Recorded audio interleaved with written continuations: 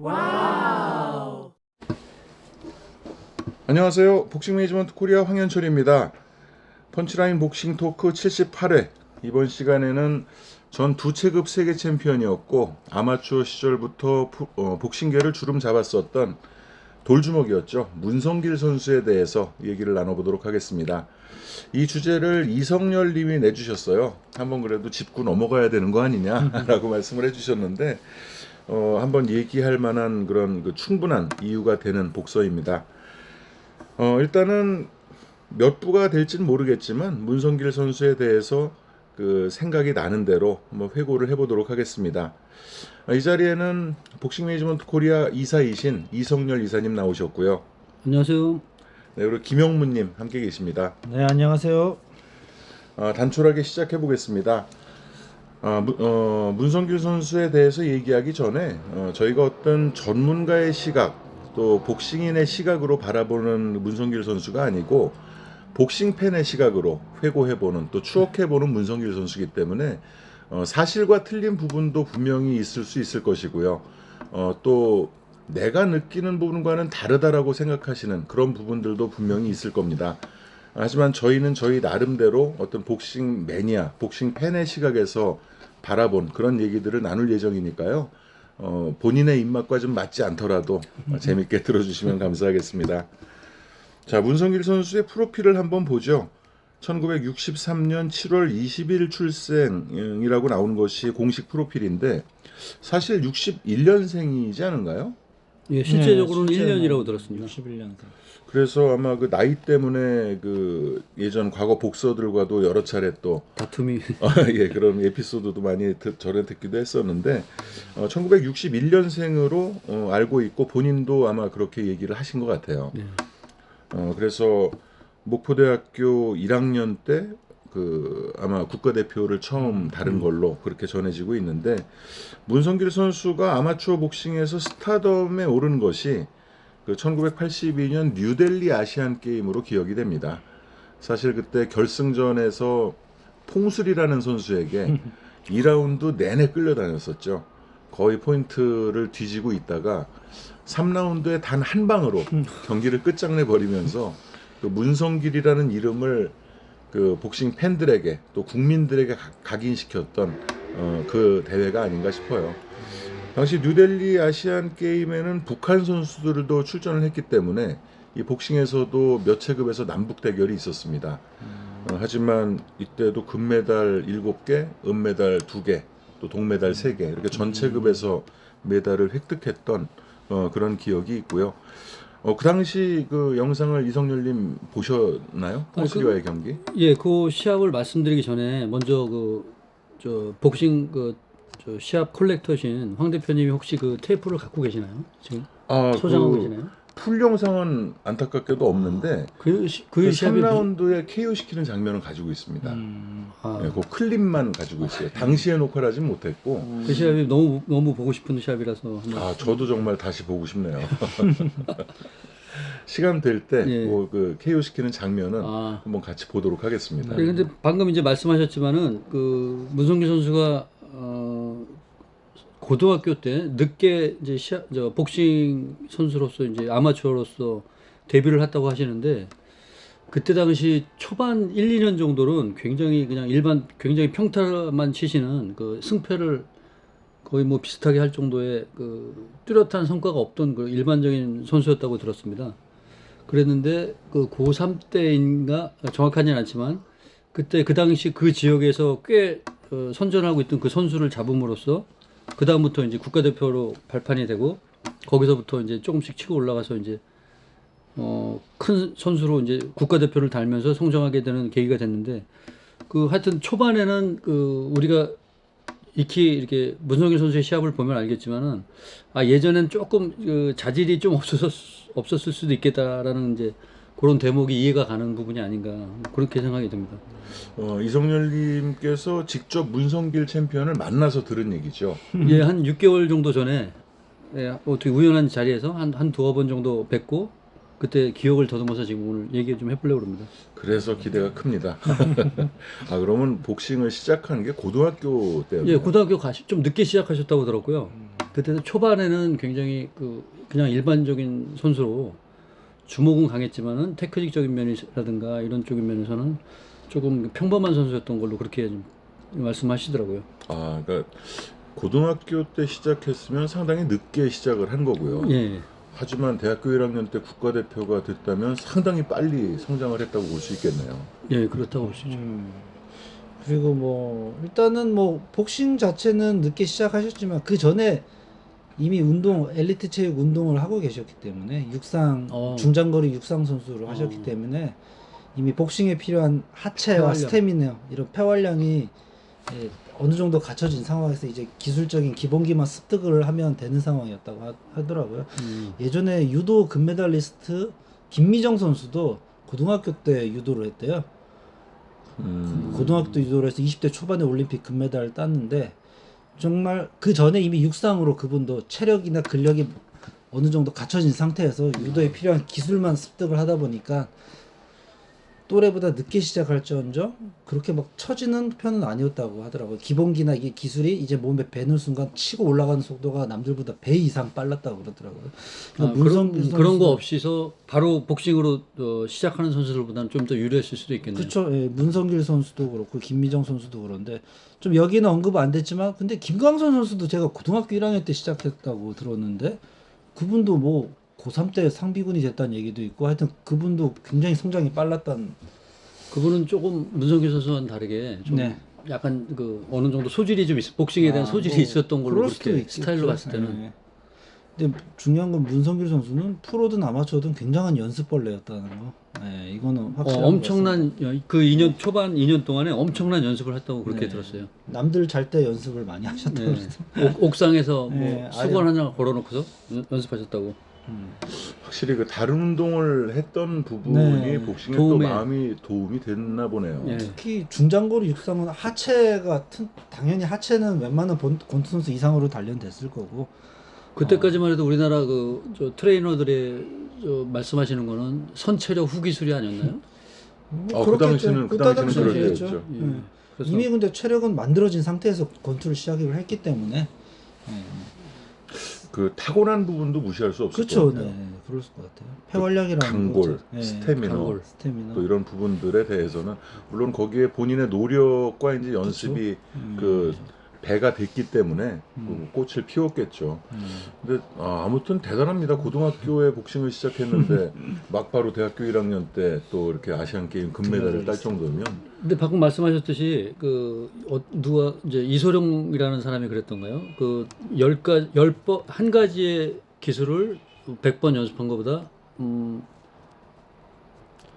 아니 그게 아니라 제가 알기로는 네. 그 이소룡이 아니라 100가지의 기술을 한 번씩 연습한 것보다 한 가지 기술을 100번 연습한 사람이 더 무섭다는 그런 말이 있는데 그 문성길 선수 같은 경우도 여러 가지 기술이 없이 본인의 낼 수 있는 최대한의 기술이 뭐 공격이었죠. 기술적인 부분, 좀 단순한 부분, 그거를 좀 극대화시켜서 여러 번 남들보다 훨씬 많은 훈련량을 하지 않았나 뭐 그런 생각이 들어요.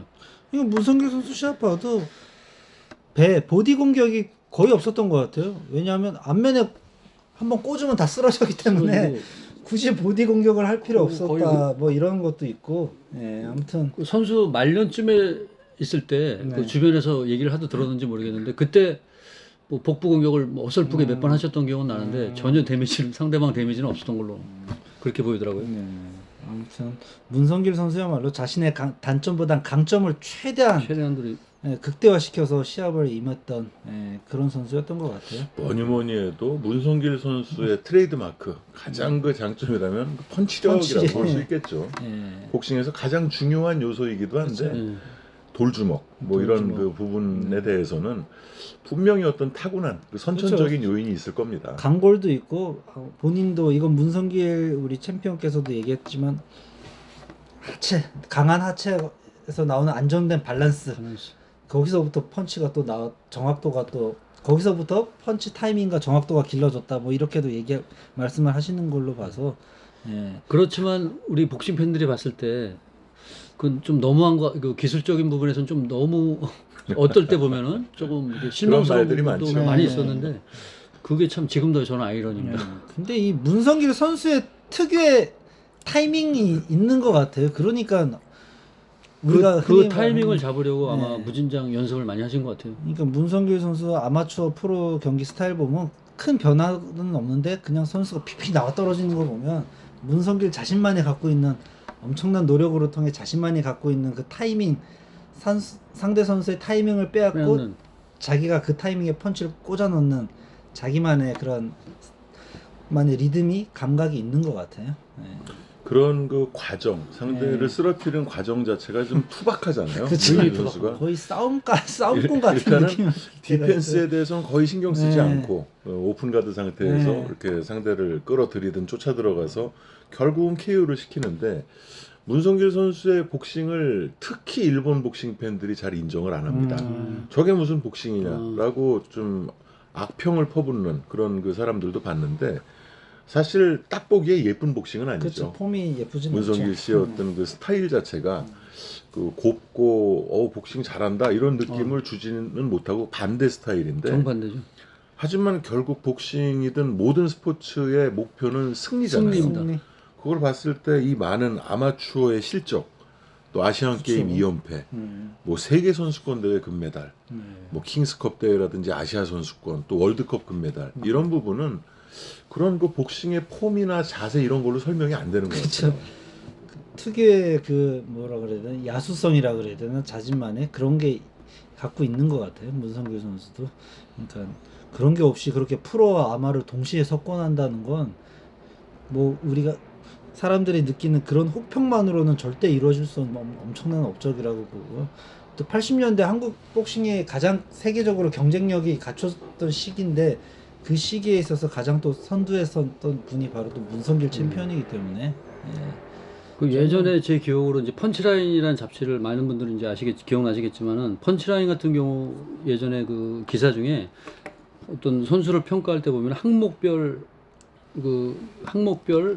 그런 그런 거 많이 했었어요. 나뉘어가지고 뭐 펀치력은 네. 9고 뭐 네. 스태미너는 10이고 네. 맷집이 8이고 네. 이런 걸로 나눠져가지고 그걸 종합한 결과로 해서 평가를 하는 경우가 몇 번 있었는데 그 사실 그 복싱이라는 스포츠는 그런 것도 중요하지만은 이 문성길 같은 이런 선수가 갖고 있는 그런 강함과 그 강한 그 맷집과 체력과 주먹이 우선시되지 않나 그 승리를 위해서는 그렇죠.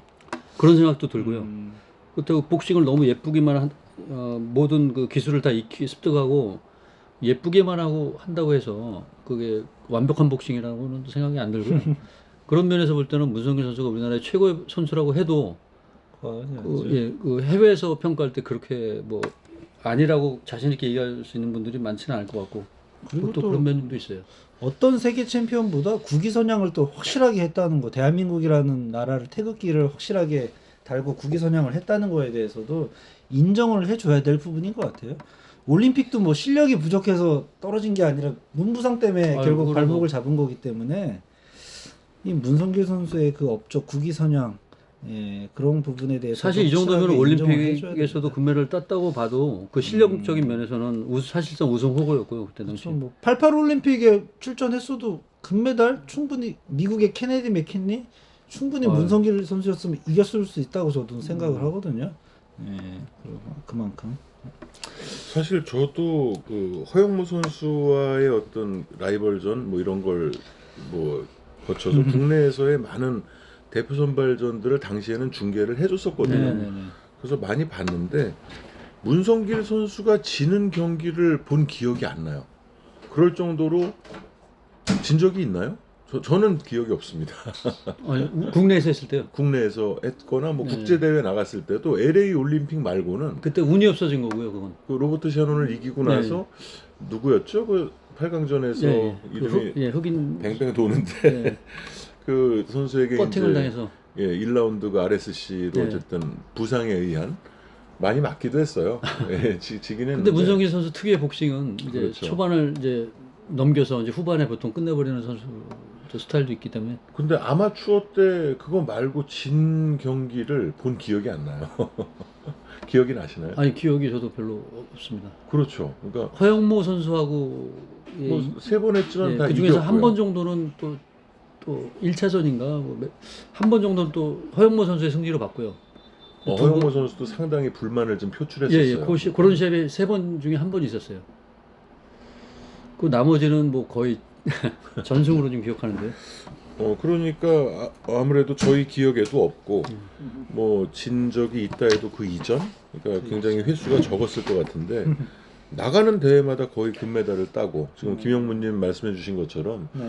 국위선양을 이만큼 한 복서가 그렇죠. 또 아마 복서가 누가 더 있겠습니까? 그리고 또 아마추어 때 저가 이때는 제가 너무 어렸을 때라서 저는 솔직히 문성길 선수 아마추어 시합은 기억이 안 나지만 유튜브에서 예전 이기준 선수한테 한번 눈물 흘리게 했던 그 폴뱅키를 아마추어 때 그냥 쫙 뻗게 만들어버린 선수가 또 그때 서울 대회였나? 아니요 그게 뭐 그 국가대표 교류전이었나요? 서울에 미국에서 했을 때. 네. 아마 그때 국가대표 대항전이었어요. 대항전, 한국 교류전이 미국 아니라 대항전. 그때 폴뱅키를 이미 문성길 선수가 한번 손 봐줘 교육을 시켰더라 가르침을 한번 줬더라고요 문성길 선수가. 그래서 소문이 외국에도 정말 많이 나 있는 선수였어요. 그렇죠. 네. 그 아이바 랭킹 1위였고. 심지어는 저 미국의 음악하는 사람들이 그룹 이름을 문성길이라고 네, 질 그렇죠, 정도로 그렇죠. 문성길 밴드 네. 들은 기억납니다. 그 정도로 그 강렬함에 있어서는 굉장히 그리고 문성길 선수가 뭐 쿠바 선수, 이탈리아 선수 다 꽤 잘하는 세계 정상급 선수들도 다 이겼더라고요 보니까. 아놀드 메산가? 뭐 하여튼 누구 선수인데 이름을 제가 기억이 잘 그래서 못하는데 말씀드리는데 그래서 많이 이겼더라고요. 그 문성길 선수가 그때가 가장 그 나이적으로 봤을 때도 그쵸. 그렇고 그때가 가장 전성기인데 그때 만약에 프로로 넘어왔었으면은 지금 현재보다 조금 더 위상이 높아졌지 않았을까 하는 생각이 그렇죠. 들어요. 그랬다면 세계 선수권대회 금메달은 또 없었겠죠. 그렇죠. 없었지만 세 체급 제패를 혹시 했을 수도 있지 않을까. 뭐 문성길 선수였다면 충분히 슈퍼 가능하지 벤턴까지도 않았을까 충분히 봅니다. 가능했을 수도 있고. 그렇게 이제 그 85년 월드컵 서울 월드컵에서도 금메달을 땄고 86년 5월이었죠. 그때 세계 선수권 대회 금메달 국내 복서로는 첫 쾌거를 문성길 선수가 이뤄냈고 이어진 그해 이제 86년 올림픽에서 또 벤텀급에서 한 축을 담당해서 금메달을 따냈고 계속 프로에서 콜이 있었어요. 문성길 선수에게는 뭐 그렇지 않을 수가 없었잖아요. 네. 복싱이 국내에서 상당히 흥행이 활발할 때였고 문성길이라는 이름 자체가 어떤 보증된 챔피언으로서의 보증 수표였기 때문에 많은 콜들이 있었지만 이 당시에 또 아마추어는 그 국위선양을 해야 되고 또 이렇게 프로로 넘어가는 것에 대해서 아마추어의 시각은 또 이렇게 좋지 않았고 그런 상황에서 문성길 선수가 눈치를 좀 많이 봤다고 들었습니다. 그래서 누가 물어봤을 때는 프로 안 갈 거야 라고 그냥 예정된 답변을 할 수밖에 없었다고 그랬던 하는데 기사를 본 기억도 나네요. 예, 저도 기사를 읽었어요. 예. 그러다가 뜻하지 않게 이제 87년 들어오면서 결국 그 계약을 하죠. 프로 계약을 하고 3월 달에 이제 첫 프로 데뷔전을 갖겠다는 그런 이제 기사가 보도가 되면서 그때 이제 거의 그 복싱 팬들이 환호를 했던 그런 기억이 납니다. 당시 유명우 선수와 장종구 선수의 그 쌍두마차가 80년대 중반을 이끌고 있었고 또 박종팔 선수도 중량급 챔피언으로 건재했을 그 시기였기 때문에 문성길 선수까지 프로에 온다면 야 이건 정말 대박이다. 그리고 또 벤턴급의 강자들이 많았잖아요. 그렇죠. 당시 뭐 강기열 선수나 박찬영 선수, 허준 선수 이런 선수들과의 어떤 라이벌전 그런 부분에 대해서도 상당히 관심을 갖게 했었는데 근데 이제 이 당시 데뷔할 당시에는 알려지지 않았었지만 당시 뭐 병역 특례를 받기 위해서는 5년. 그렇죠. 네. 그걸 해야 되는데 기간이 모자랐었던 것 네, 같아요. 8개월을 모자랐다 그러더라고요. 그러니까 딱 60개월을 채워야 되는데 문성길 선수 같은 경우는 4년 4개월, 딱 8개월이 모자란 상태에서 해서 결국 현역 복무를 했고 근데 웃긴 게 그 현역 복무한 그 부대가 과거에 박종팔 선수도 또 근무를 했던 그 부대 육군 화살부대라고 그러더라고요. 같은 부대입니까? 예. 네. 근데 뭐 박종팔 선수가 훨씬 먼저 근무했겠죠. 예. 그런데 이 부분에 대해서 우리 문성길 챔피언께서도 인터뷰하는 게 자기가 했을 때 그 8개월에 대해서 아무도 얘기해주는 사람이 없었다고 그러더라고요. 프로 측에서도 그렇고 아마 어떻게 모를 측에서도 수가 그렇고 아하. 자기가 좀만 얘기했으면 자기가 굳이 8개월 더 늦게 데뷔하더라도 좀 더 편안하게 안정된 환경에서 충분한 영양 섭취가 이루어진 상황에서 운동을 해야 되는데 이 30줄에 들어선 나이에 현역 복무하고 또 회복기에 군대 짬밥을 먹어야 되는 이 현실이 조금 자기는 너무 안타까웠고 서글펐다고 하는 그 인터뷰도 저는 본 적이 있습니다. 근데 그걸 본인이 모를 수가 있을까요? 거기에 대해서 이성열님 얘기 들은 바가 없나요? 그 얘기는 못 들었는데 그럴 수는 있다고 생각해요. 네, 선수는 뭐 운동만 선수는 하니까 운동만 하고 뭐 주변에서는 그런 얘기를 안 해줄 네. 수도 있죠. 아니 김광선 선수 같은 경우는 그 5년을 꽉 채워서 네, 그 그랬죠. 그거는 이제 주변에서들 얘기를 누군가가 데뷔를 예. 했기 때문에 병역 등급을 네. 받았는데 그게 좀 케이스 바이 케이스인 것 같아요. 예, 문성길 선수는 뭔가 하나 몰입하면 거기만 몰입해버린 스타일인 것 그리고 같고 또 주변에서 그 얘기를 안 해줬을 수도 있죠. 예, 안 해줬을 수도 있고 이제 뭐 본인도 확인을 안 해보고 확인을 안 그거는 했고 할 생각도 못 했겠죠. 그거는. 참 근데 어쨌든 현역 복무를 해버렸잖아요. 그렇죠. 이미 뭐 결과론적이지만 복무를 그 했지만은 거기서 이렇게 큰 그렇게까지 뭐 불이익은 없었지 않나요? 불이익은 없었는데 이미 30대 26에 접어들었고 들어갔으니까. 예. 그때 이제 저는 얘기 들었던 것이 돌아가신 심양섭 회장께 얘기를 들었었는데 나나코나두와 원정 방어전 갈 네, 때 맞아요, 그 당시가 군인 신분이었대요. 네. 그래서 그때 출국 안 되는 하기 거야. 위해서 네. 권투위원회에 관계된 그 분들이 뭐 정치인이랑 각 그 연주를 다 통해서 네. 간신히 그 출국할 수 있었다는 얘기는 들었었습니다. 근데 이게 홍수환 챔피언도 남아공 갈 때 현역 병사 신분이 일병 신분이었잖아요. 그때는 어떻게 정권이 달라서 그런가 좀 나가는데 그렇게 어려움이 없었다고 한 것 같은데. 거기에 대해서 뭐 명쾌한 답을 드릴 수는 없고요. 네. 뭐 아는 사람이 별로 많지는 않을 것 같은데 음.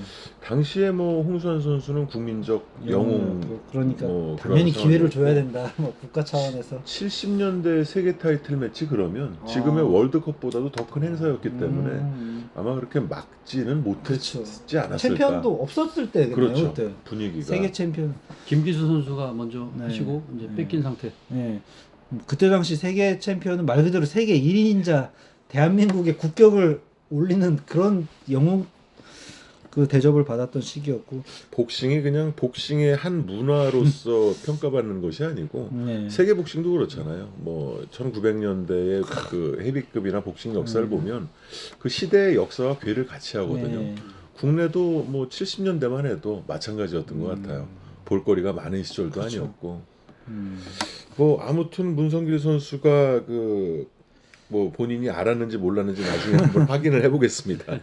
하지만 그 프로에 이제 일찍 들어오는 바람에 복싱 팬들은 좀 일찍 뭐 설레고 기분이 좋았지만 본인은 나중에 좀 대가를 혹독하게 치러야 했죠. 그러면서 87년 3월 8일에 릭 바헬로트를 상대로 데뷔전을 갔습니다. 사실 3월 1일에 경기가 예정돼 있었는데 87년 3월 1일에 유명우 선수가 4차 방어전을 가져요. 에드와르드 튜논과 이제 방어전을 가지면서 아마 협의가 된 것 같아요. 프로모션 간에.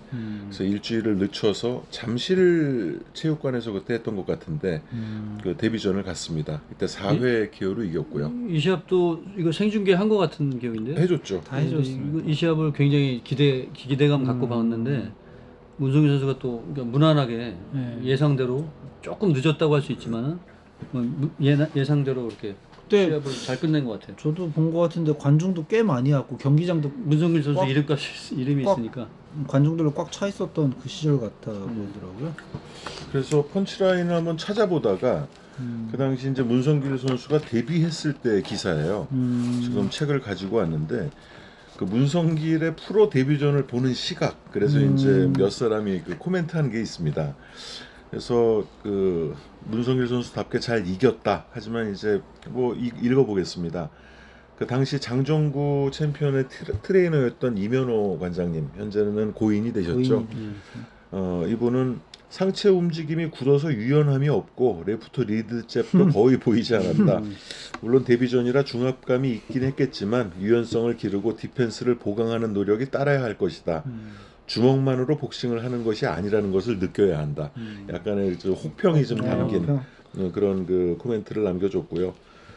장현체육관의 최장현 관장께서는 상대가 겁을 먹지 않고 처음부터 침착하게 맞받아쳤다면 문성길로서는 상당히 힘든 경기를 치를 뻔했다. 디펜스에 문제가 많이 보였고 상체가 너무 뻣뻣했다. 경기 경험을 좀 더 쌓는다면 그의 펀치력도 많이 살아나겠지만 많은 훈련량이 요구된다. 역시 그 좀 냉정한 그런 평가였어요. 또 김유창 당시 선생님의 복싱 평론가셨죠. 그 코멘트도 있는데 우리 그 김영문님께서 좀 읽어주시죠. 네. 자신감이 넘치고 펀치력이 뛰어난 점에서 칭찬할 수 있었지만 고쳐야 할 점들이 너무 많았다.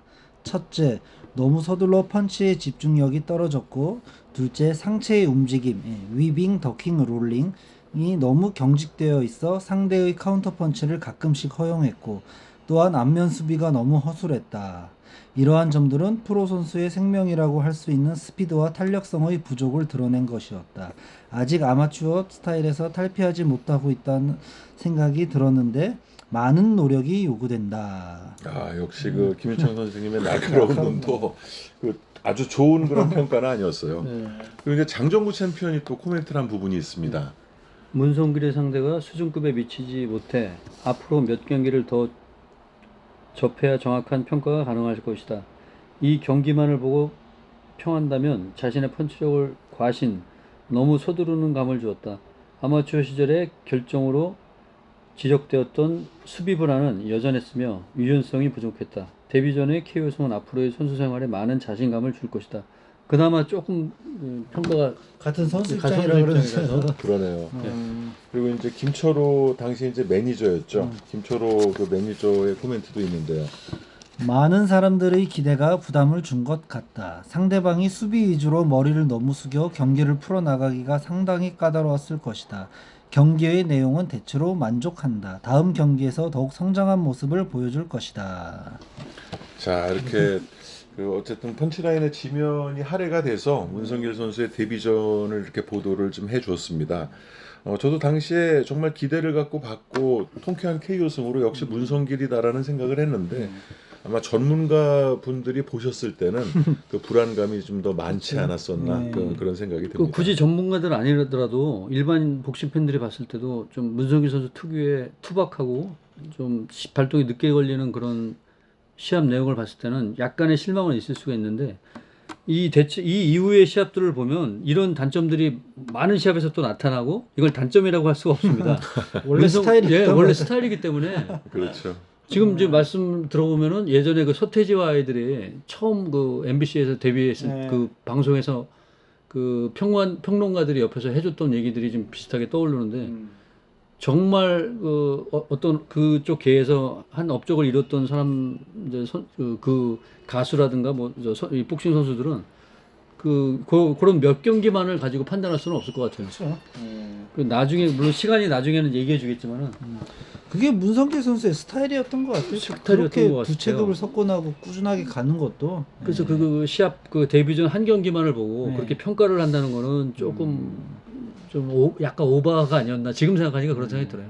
만약에 문성길 선수가 또 약간 좀 그런 스타일에 너무 민감하게 반응해서 무리하게 자기 스타일을 뜯어 고쳤으면 지금 우리가 아는 문성길은 오히려 없었을 수도 있고. 근데 실제적으로 나중에 이게 은퇴하기 몇 경기 전에는 실제 또 뜯어 고치려고 이렇게 노력했던 그 흔적이 보이는데 그렇게 연습을 많이 하고 돌아왔을 때는 또 자기 실력이 본 실력을 100% 발휘를 못 하더라고요. 근데 뭐 모든 종목의 선수들이 좀 선수 생활 황혼기로 접어든 스타일의 변화가 좀 일어나는 것 같아요. 아니 근데 이거는 좀 전에 김영문님 말씀하신 대로 주변에서 복싱 스타일 자체를 바꿔주려고 이렇게 코치들을 해주다 보니까 안 치던 복부도 좀 치시는 것 같고 복부를 치는데 전혀 뭐 데미지라든가 뭐 정타가 들어가지도 않고 그렇죠.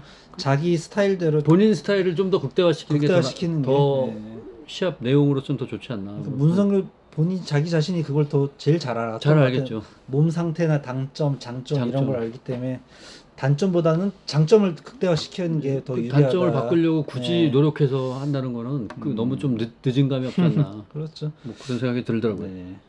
다른 시각에서 한번 바라보자면 정말 기대되는 선수였기 때문에 저런 그 데뷔전을 놓고도 그쵸. 많은 사람들이 그 평가를 또 했었던 것 같아요. 당연한 거 아니겠습니까? 아마추어에서 세계를 제패했고 그렇죠. 아마추어 최고의 선수가 프로에 넘어온 또 국내 선수였기 때문에 그 선수가 또한 흥행성이 넘쳐나는 그런 그 돌주먹을 소유하고 있고 그래서 오히려 많은 분들이 관심을 문성기 가진 선수가 것 같아요. 넘어올 때 하는 얘기는 오히려 프로에 더 걸맞는 선수라는 걸 아마추어 때부터도 많이 얘기 들었던 것 그렇죠. 같아요. 보여줬던데. 예. 그러니까 대부분의 사람들이 평가할 때 아마 선수들은 스태미너가 약하고 맷집이 좋지 않고 그런 부분에 약점이 많은데 문성길 선수만큼은 그런 것이 보이지 않았다. 그런 얘기도 사실 체력은 많이 더 있었어요. 좋았죠. 아마추어 때나 프로 때는. 그 체력을 12라운드까지 유지할 정도의 네. 그런 그 넘치는 스태미너의 소유자였잖아요. 아마 15라운드 시절에 오셨으면 더 유리해 경기 내용이 더 이제 결과가 더 좋지 않았을까. 그랬을 것 같아요. 그렇죠. 이렇게 데뷔전을 어쨌든 성공적으로 마치고 그 예정된 KO승을 거뒀지만 거기에 대한 불안감도 안겨주면서 그 프로 선수로서 이제 첫 발을 내디딘 문성길 선수고요. 두 달 후죠. 87년 5월 17일에 싱노이 싱크룽톤 이 선수 태국 선수를 맞아서 부산에서 시합을 갖게 됩니다. 싱노이 싱크룽톤 선수는 그 강기열 선수에게 동양 타이틀 도전을 해서 1라운드 KO패를 한 적은 있어요. 하지만 그 이 선수가 못하는 선수는 아니었습니다. 전적도 상당히 훌륭했었고 태국 챔피언을 역임한 선수였었는데 문성길 선수의 두 번째 상대로 들어왔죠.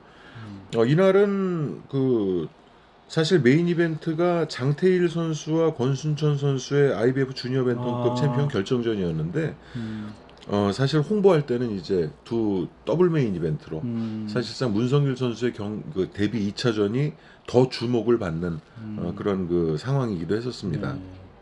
이 경기 기억나시나요?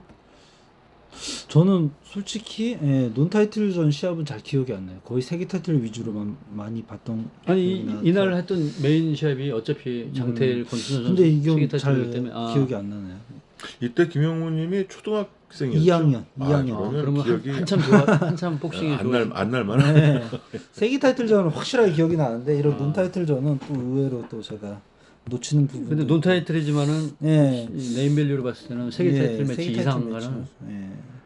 그래도 그 것 같아요. 문성길 선수의 이름은 초등학생이지만 들어봤죠. 알았을 예. 거 아닙니까? 막 초등학생들이 보는 만화 잡지에 막 실리기도 했고 그때는 권투 선수들의 막 사진이나 이런 게 또 실릴 때 때문에 문성길 선수란 그 이름은 알고는 있었죠. 저도.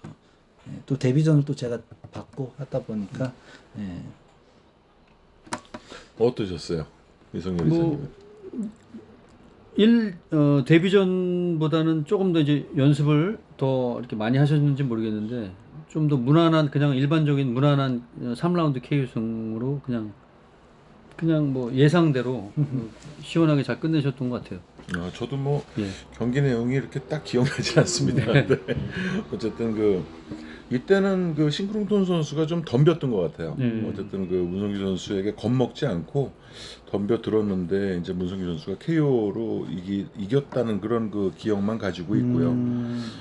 아무튼 그 문성길 선수는 뭐 판정까지 가지 않는다. 그런 그 확실한 어떤 느낌을 갖게 되기도 했고요. 그러면서 프로 3전째 이제 세계 랭커를 불러들이게 되죠. 그 당시 필리핀 국적의 콘스탄시오 당글라 이 선수와 87년 8월 16일에 그 목포에서 맞붙게 되는데 본인 고향에서 가진 첫 경기이기도 합니다. 이때 그 당글라 선수가 WBA 주니어 벤턴급 10위에 랭크가 됐었어요. 그래서 그 랭킹을 뺏기 위해서 이제 국내로 불러왔고 그 원정을 거의 그 하지 않았던 당글라 선수인데 전적이 상당히 좋았었어요. 기억에 13승 1패 근데 한 10KO 정도가 있는 그런 선수가 아니었나라는 기억이 납니다. 하지만 이때도 그 뭐 문성기 선수는 그런 거에 뭐 신경을 별로 안 쓰듯이 그렇죠. 상대가 누구든지 간에 KO를 시키면서 이제 세계 랭킹에 그 진입하게 되는 그 경기를 가지게 됩니다. 문성길 선수의 그 아마추어 때 업적 때문에 제가 정확한 대전료는 기억이 안 나는데 데뷔 그 2차전 싱노이 싱크룽톤과의 경기에서 그 1,000만 원을 받았던 걸로 기억을 해요. 지난번에 동양 타이틀 매치가 얼마였죠 이때 당시? 보통 황준석 선수가 선수가 이제 활동하던 80년대 초반, 82년, 3년 그럴 때 이제 인기 복서들이 500만 원 정도. 그다음에 그 경량급 그런 선수들이 한 300만 원 정도. 아, 그리고 가장 적은 경우가 이제 250 그 정도로 알고 있습니다. 이 당시는 세계 상당한 타이틀 돈이었죠. 도전 정도의 그 도전 대전- 정 예. 그렇죠. 대전 1,000만 원이라면 아마 이날 경기를 치른 권순천 선수나 장태일 선수와 거의 비슷하게 같은 하겠네요. 금액이 아닐까 싶을 정도로 많은 금액을 받았는데 데뷔전과 그 3차전에는 얼마를 받았는지 그 기사를 제가 본 기억은 없네요. 근데 아마 비슷한 수준이 되지 않았을까 싶기도 해요. 그렇게 어쨌든 연속 KO를 이제 그 걷어 나가면서 복싱 팬들 사이에서는 그 어떤 센세이션이 좀 일어나야 되는데 근데 이 당시에는 문성길 선수가 어떤 센세이션을 몰고 오기에 그 복싱계가 너무 화려했어요. 그러니까 문성길 선수만으로 모든 것이 집중될 수 없을 만큼 그 뭐 일단 유명우 선수와 장정구 선수가 쌍두마차로 이때 계속 방어전을 해나가고 있을 때고 박종팔 선수도 WBA로 신설되는 체급에 이제 도전하겠다고 타이틀을 반납하던 그런 시점이었고요. 또 상당히 많은 그런 유망주들이 이때 배출됐고 87년 5월에는 박찬영 선수가 또 WBA 벤턴급 챔피언이 되다 보니까 그만큼 문성길 선수의 존재감이 대단했지만 그래도 현재 그 프로복싱계의 어떤 헤게모니를 장악하고 있는 그 선수들의 명성에는 조금 좀 못 미치는 그런 수준으로 좀 봤어야 되지 않았나 싶습니다.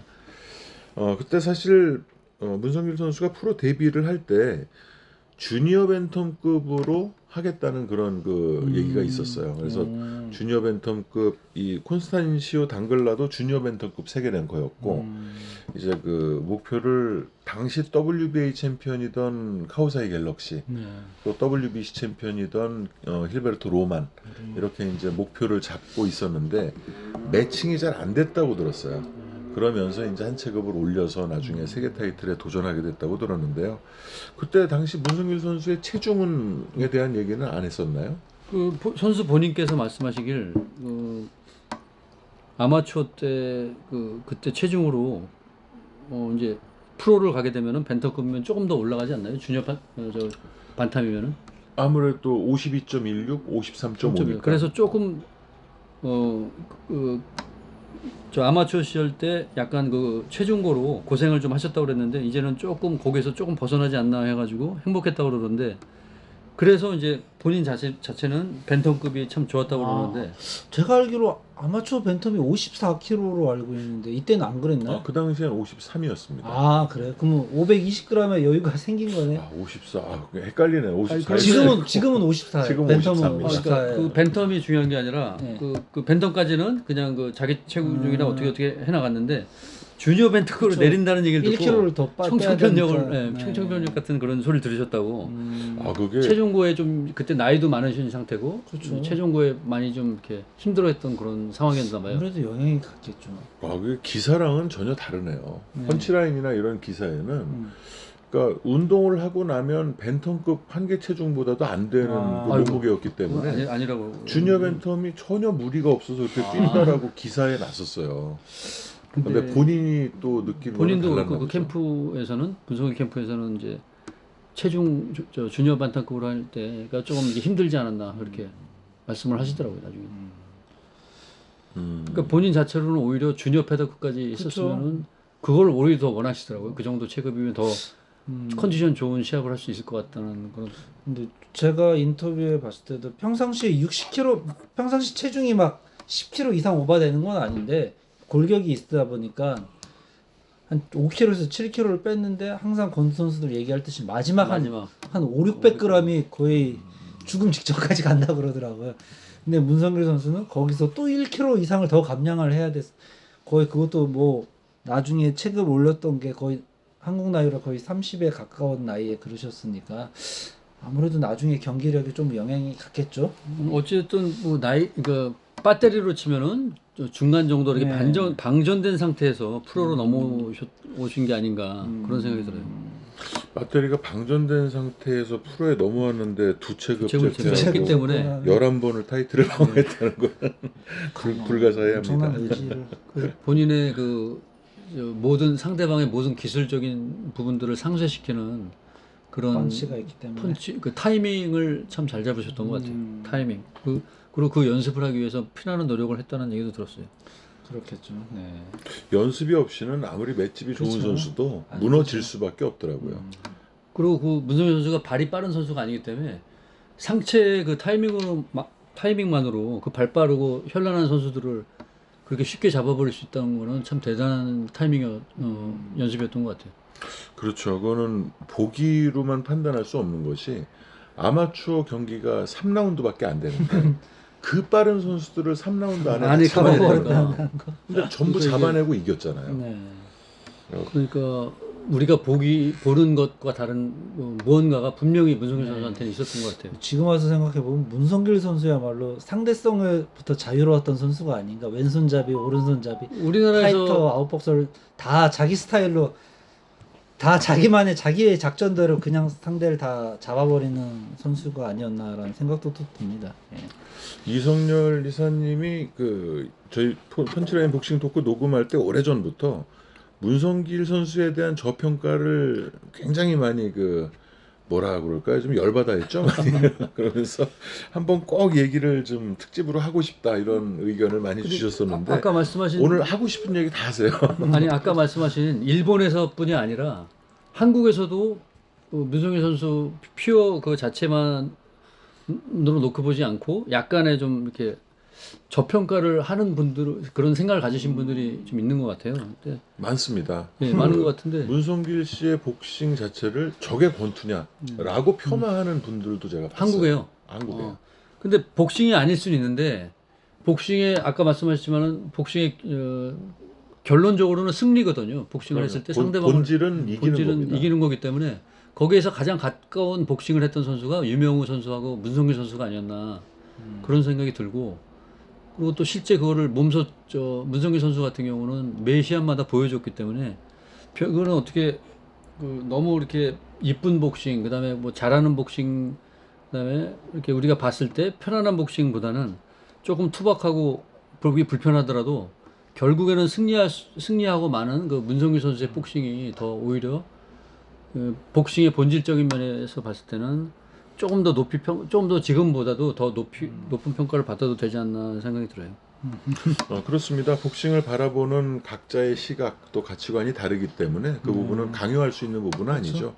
강요하고 싶습니다. 네, 이성열 이사님의 어떤 마인드 또 문성길 복싱을 보는 그런 부분에 대해서는 충분히 또 공감이 갑니다. 지금 공감을 못한다고 그러면 한 대 맞을 것 같아요. 분위기가. 자, 이렇게 세 번째 경기도 이제 KO승을 거두고 세계 랭킹에 진입을 하죠. 진입을 해서 87년 12월에 네 번째 경기를 갔습니다. 타프라툼 이크차칭차이 이름도 힘든데 이 선수가 13승 10KO 1패였는지 하여튼 좀 강한 선수였던 것 같아요. 강한 선수였었는데 이 선수도 광주에서 이제 KO승을 거두고 사실 이제 데뷔할 때는 오전 만에 그 세계 타이틀에 도전을 시킨다고 그랬거든요. 무항수린이 3전 만에 했고 또 구식겐 요코가 8전 만에 했나요? 9전 만에 했나요? 이제 가장 어쨌든 국내에서 오전 만에 도전을 보관으로 잡았었는데 비즈니스가 잘 안 됐나 보더라고요. 아까 좀 전에도 말씀드렸지만 WBA와 C의 주니어 벤텀급의 도전할 수 있는 엔트리가 그 당시에 타이밍이 맞지 않다 보니까 벤텀급으로 이제 한 체급을 올리게 되고 88년도에 두 번의 전추전을 더 갔습니다. 2월에는 토니 프루이트라는 미국 선수를 3라운드 KO로 꺾었고 이 선수 기억이 나. 약간 저는 헤어스타일이 약간 마이클 잭슨 같다는 비슷하다는 약간 그리고 또 미국 선수가 한국에 왔다는 것 자체도 전 좀 생소했어요. 어린 나이에 봤을 때. 국적은 미국이었는데 사실 실력은 그렇게 좋지 못했던 그래서 선수입니다. 처음에 그냥 초장에 그냥 무너져 버렸고 이것도 생중계로 제가 봤던 기억이 이게 나요. 보여주기식 같은데요. 너무 동남아 선수들만 와서 이겨버리면 안 되니까. 그런 거. 예전에 권순수 선수가 IBF에서 언클라이드를 불러왔듯이 실력은 별로였더라도 근데 그런 의미로 그냥 본토 선수를 본토 선수를 한번 데리고 데려왔다. 와서 이겼다 이런 느낌 같은데. 분명히 국내 흥행에도 어떤 그 훨씬 도움이 됐을 그렇죠. 겁니다. 네. 미국 선수 미국 본토를- 선수가 왔으니까. 그것도 흑인 강한 인상을 주는 흑인을 때려잡았다 뭐 이런 느낌을 줬겠죠. 근데 이 문성일 선수는 저 무항소년 선수가 아까 3전 만에 세계 챔피언이 됐지만은 문성길 선수도 3전 만에 세계 도전에서도 이분 이겼을 것 같은데요. 제가 볼 때 챔피언 됐을 것 같은데요. 3점 만에요? 예. 87 년도? 2전이나 3전에 도전을 했더라도 저는 같은 결과 났을 거라 생각해요. 거기까지는 뭐, 뭐 얘기를 못 하겠는데. 여기까지는 모르겠고. 근데 아마 프로모션의 입장에서도 문성길 선수를 챔피언 만드는 게 궁극적인 목표지만 흥행이잖아요. 그렇죠. 문성길 선수의 계약금도 거액을 지불을 했고 문성길 선수의 어떤 세계 타이틀전에 도전해서 이기면 좋겠지만 네. 혹시라도 질 경우에는 이제 타격이 모든 많죠. 비난도 감수해야 되고 경제적인 그런 손실도 겪어야 되기 때문에 뭐, 문성길 선수의 네임밸류라면 무조건 흥행이 되는 네. 때였거든요. TV 중계료만 해도 1억 가까운 1억 돈이 이상. 들어올 때였으니까 그러니까 더 끌고 갈 수밖에 없지 않았었나 싶어요. 그리고 또 나이도 나이인지라 빨리 더 지체하면 아무래도 경기력에 또 영향이 생기기 때문에 조금이라도 젊고 싱싱할 때 기운이 있을 때 도전을 시키는 게 낫다고 판단했을 것 같아요. 아마도 이 당시에 또 문성길 선수의 모든 것이 집중된 분위기였다면 조금 그 시기를 당길 수도 있었겠지만 프로모션에서는 굳이 서두르진 않았던 것 같아요. 대사를 그런, 그르치면 손해가 너무 인상은 크니까. 있습니다. 아니 예- 예전에 뭐 몇 년 뒤에 김광선 선수가 프로 첫 도전에 실패했지만 두 번째 도전은 결국 어쩔 수 없이 안타깝게 미국으로 물론 카발이라는 엄청난 흥행 선수가 미국에서 흥행을 이끄는 선수가 상대였기도 했겠지만 어쩔 수 없이 또 좀 뭐라 그래야 되나 푸대접 받으면서 가야 되는 그런 안타까운 상황이 또 발생했잖아요. 사실 그때 김광선 선수는 은퇴 상태였죠. 반은퇴 상태였죠. 하지만 카발이 방어전 상대를 고르는데 올림픽 금메달리스트라는 그 후광이 있기 때문에 네. 그 흥행이 됐기 때문에 불러들인 거예요. 또 곤잘레스를 상대로 경기력이 좋았잖아요. 카바론 두 번이나 그냥 그랬죠. 다운되면서 역전했지만 김광선은 또 굉장히 리드하면서 파이터머니도 꽤 마지막에 많았겠는데요. 네, 그거는. 상당히 도전자로서는 꽤 큰 금액을 받고 네. 왔습니다. 뭐 지금 이성열님이 또 3전 만에 그 도전했다면 아니 요때 그 설을 해주 가설을 요때 요 얘기해 세 주신 게임 더 바람에 했다고 그래서 문성일 선수가 뭐 챔피언이 안 되고 더 되고 할 것 같지는 않아요. 뭐 그랬을 수는 있겠죠. 네. 하지만 분명히 몇 번의 그 전투전을 더 치르면서 거기에서 얻어지는 그런 그쵸? 부수적인 것도 많았을 거라고 보여져요. 프로의 매는 좀 다르구나. 야, 이거 3라운드보다 한 라운드 더 4라운드 뛰고 뭐 이런 것도 좀 느꼈을 것 같고. 그러면서 이제 토니 프로이트를 꺾고 5연속 KO승을 거두고 6전째 이제 도전이 또 안 되면서 그 오키 페트루스라는 인도네시아 그 랭커를 불러서 간단하게 또 전투전을 갔습니다. 울산에서였네요. 저 이때 울산에 살 때였는데 내가. 88년 6월에 예. 울산에 살았어요. 예, 울산에 살았는데 몰랐네. 이거 울산에서 이런 큰 시합이 벌어지는 줄. 초등학교 2, 3학년이면 모를 수 있어요. 이때 오키 페트루스랑 하기 전에 네. 이미 그 카우코 갤럭시와는 경기 이후군요. 이틀인가 뒤에 카우코 갤럭시와의 그 계약서에 도장을 찍습니다. 네. 그러면서 그 결국은 벤텀급으로 이제 한 체급을 올려서 도전하는 것으로 확정이 되죠 이때. 예. 그러면서 8월에 세계 타이틀에 도전을 하게 되는데 두 달 만에 임박하게 잡아버리네요. 뭐 이런 비즈니스라는 것이 음. 확 그 성사될 때는 급하게 또 되거든요. 그때 이제 챔피언이 또 바뀐 상황이었고 그러면서 도전 기회가 왔는데 문성길 선수의 첫 세계 도전 얘기는 다음 시간으로 그 넘겨서 2부에서 얘기를 해보도록 이제 한 하죠. 20분 지난 것 같은데요. 벌써 한 50분이 50분 지나갔습니다. 자, 문성길 선수 얘기하다 보니까 할 얘기도 많고 일단은 이성열 이사님의 표정이 너무 밝아서 또 보기도 좋습니다. 아유. 좋은 표정을 가지고 엔딩도 좀 부탁드립니다. 네, 제가 늘 조금 안타깝게 생각했던 그 본인의 실력만큼 그다 본인의 업적만큼 평가를 받지 못했던 선수이기 때문에 조금 아쉬웠던 선수인데 오늘 이렇게 좋은 시간이 문성일 선수 특집편이 된 것 같아서 뭐 다음 편을 또 기대해 주셔도 좋을 것 같은데요. 감사합니다. 네, 감사합니다. 감사합니다.